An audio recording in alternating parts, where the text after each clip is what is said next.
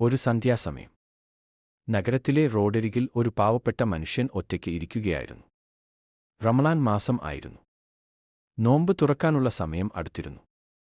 പക്ഷേ അവന്റെ കയ്യിൽ ഒരു ഭക്ഷണവും ഇല്ലായിരുന്നു. അവൻ നിശബ്ദമായി ആകാശത്തേക്ക് നോക്കിയിരുന്നു.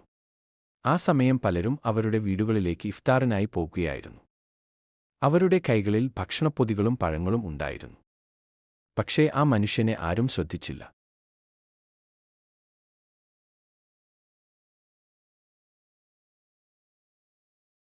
അപ്പോഴാണ് ഒരു കാർ അവിടെ എത്തി നിർത്തിയത്. കാറിൽ നിന്ന് ഒരു മുസ്ലിം പെൺകുട്ടി ഇറങ്ങി.